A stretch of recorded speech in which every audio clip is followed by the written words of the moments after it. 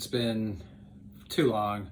I've been trying to figure out the microphone situation on my show here for a while, to no avail, so I'm going to take a shower, think about what I've done. In the meantime, check out what I got for you. There's a movie I've been waiting for like a year. I saw a trailer for it, I think, about a year ago, and I got real excited for Glen Danzig's Death Rider in the House of Vampires, starring Devon Sawa. This is before Devon Sawa was back in Chucky. It was like, oh my god, Devon Sawa's back.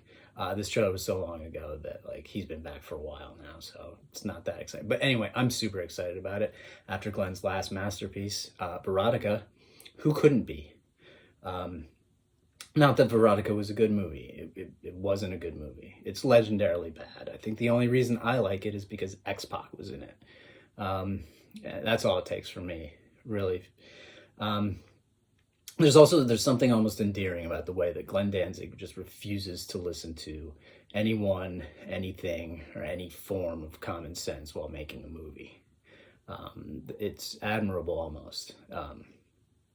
I think I know what he was going for too. It looks like maybe like he was going for like a Sin City style, but with a negative budget. Pretty great stuff.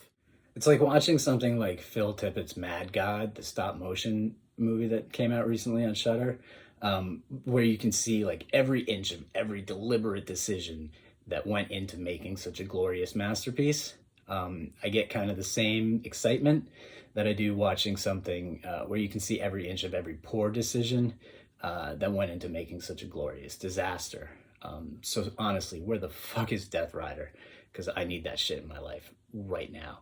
I've been watching a lot of elevated horror lately, and I need to be knocked down a peg or two. I'm an admin of a Facebook horror group called Scared Yet. I'm an admin, but it's run basically by four of the most wonderful women I've ever met. Big shout outs to Ashley, Kristen, Jen, and Angie. They have cultivated a safe space for everybody that loves horror and doesn't want to deal with bullshit. And it's fucking rad.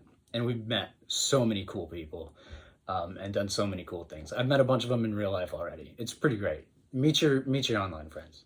One of the dudes on there is Andy, and Andy crafts. He does horror crafts, and he does videos of these crafts, and he shows you everything he did to like make them, and it's fucking amazing. And this dude's love of horror and love of crafting and just making shit comes off so strong, and I fucking love it so much. So I asked him if he'd be down to do a segment on the After Murder Party show.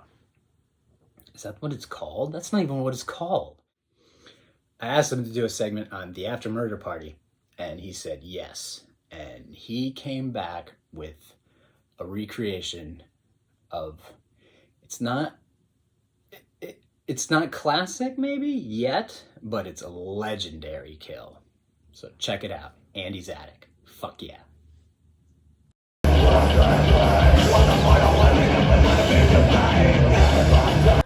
It's fucking bright. Hey there, horror fans. It's Crafty Andy over here.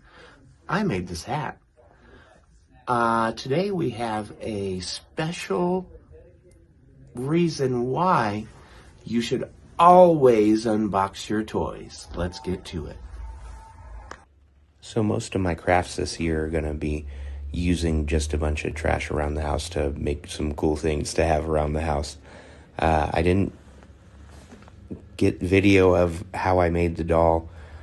It was a $4 clearance doll from Walmart I bought, and I just painted her red and then some black in there, and then I cut her with truly a hacksaw, but then I used a cordless multi-tool to actually get the job done, because it's taking forever to cut her, and it was a little awkward feeling. So it was better just to use power tools. Just paint as you would anything. This is really, 5-year-old could do this, but in the end it looks pretty cool. Slow motion. I wasn't too worried about mixing colors when painting. The scene's pretty graphic and dirty, so That's all I needed. Submersible pump, tiny little fountain pump for like desk fountain. I put it in a like action figure plastic.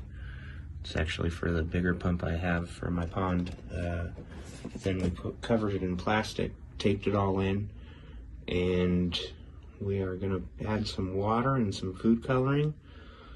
See if we can get this going.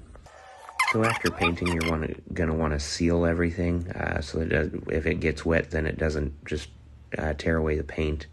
I used liquid latex to seal, and that's the white stuff.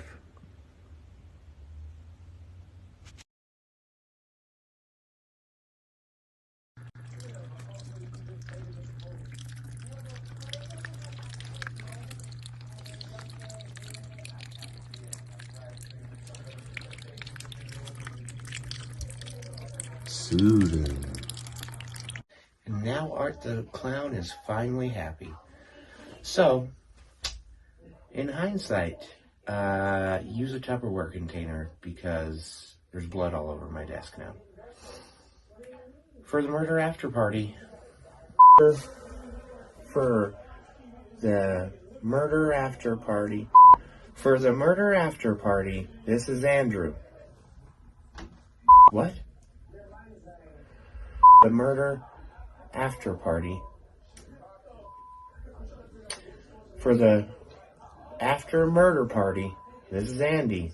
Just remember, if I can, you can. Join us on Fear Fridays and learn 13 ways to play with this old cop.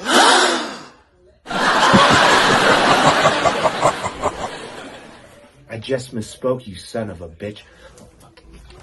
If it didn't hurt my knees so much to stand, I'd give a standing ovation because holy shit, that was chef's kiss. A fucking Terrifier kill, the Weekend Terrifier 2 drops, craft recreation from Andy and Andy's attic. Holy shit.